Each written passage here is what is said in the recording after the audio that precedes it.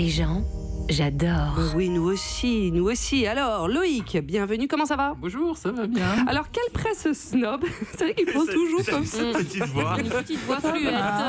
Je suis fatigué. Ben oui, il arrête pas, il court partout.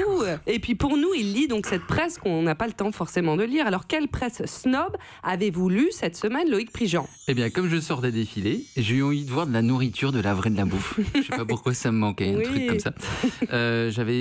Donc j'ai acheté 2 magazines de cuisine. D'accord. Un truc que j'avais jamais fait de ma vie. Quels sont-ils? Alors j'en ai pris 2 à chaque extrémité du spectre culinaire. D'un côté, alors je vous montre, il y a Bif. Très bien. Ça a l'air top, hein. C'est tous les 2 mois, c'est assez génial. C'est le Vogue du bœuf. Ouais. C'est super viril. La couverture, c'est 3 énormes bouts de bœuf, pas cuits. J'avais l'impression d'acheter un truc super transgressif au kiosque. Bah oui, franchement, j'étais gêné. Hein. Et de l'autre côté, l'autre magazine? Alors ça s'appelle Superfood. Regardez, je vous montre la couverture aussi. Le slogan, c'est la cuisine healthy de tous les jours. Ça a l'air bien. C'est le Vogue du quinoa. Bah oui. Alors, vous noterez que ces magazines français qui parlent de nourriture ont tous les 2 des titres en anglais. Ça doit être snob, ça doit sonner mieux, je sais pas. Donc, est-ce que je peux avoir un peu de water? J'ai super thirsty. Je suis venu avec mes shoes et j'ai super want de rire un magazine. C'est comme ça qu'on arrive au kiosque. Bah oui. Forcément. C'est quoi la différence entre ces 2 magazines? Alors, c'est 2 visions de la life et 2 visions de la kitchen. Ah. Voilà, en gros. D'un côté, Bif, c'est du porn frites. Rien que de le feuilleter, tu grossis. Oui, c'est sûr. Voilà. Des pleines pages de gros plans de patates, de chips, de friture. Il y a des pintades qui posent à côté du four qui va les cuire. C'est une série de mode. Il y a un dossier sur les braises du barbecue, des photos délirantes en gros plan de barbac en train de rôtir. Tu sens tes artères se boucher en les regardant. Je pense qu'on offre des stènes. Vous savez, les petits ressorts pour débloquer les artères avec l'abonnement. Très bien. Oui, pour se les faire passer.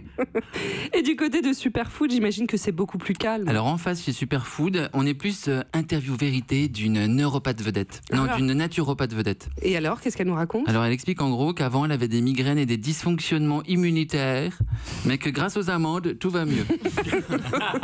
Qu'est-ce qu'elle dit d'autre, la naturopathe? C'est quand on lui demande quel est votre smoothie vert préféré, et la dame répond hyper normal, un truc tout simplement délicieux. Un mélange d'avocat, de concombre, de céleri, de banane, de dattes, de persil, de citron et de noix de cajou trempées dans de l'eau pour les attendrir.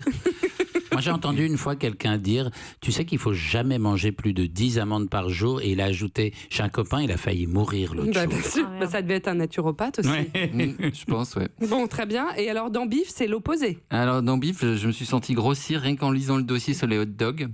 Il y avait la saucisse de veau, le hot dog, et la saucisse au fromage, la saucisse de Vienne, et la saucisse au paprika. Ah, c'est bon, ça. Il parle des frites comme si c'était des gens. Il y a un papier sur les twisters. Alors, c'est des frites avec du bacon et du miel. Waouh. Et dans Bif, absolument toutes les recettes se terminent par salé et arrosé de miel. Ou badigeonné avec du chutney et servé chaud. J'ai jamais vu un truc aussi décadent. Mais oui, c'est franchement, ça. c'est Ça vraiment fait du décadent. bien, on en a marre des trucs sans gluten, sans sucre. Bah, il y a 2 pistes de Ah bah là, il y a ambiance. tout le ouais. gluten. Bon, Bon, regardez la série avec Gérard Depardieu, à pleines dents. Ah, c'est oui, génial. sur Ah bah, Arte. c'est son Dans le magazine, genre, je pense. il n'y a pas de quinoa et de graines de chia, quoi. À voir en replay, tout à fait. Chez Superfood, c'est moins l'ambiance bonbons, en tout Ah bah, cas. il parle de graines de chia, justement, je ne connaissais pas. J'aime bien l'idée de manger de la graine de chia dans cet ordre-là.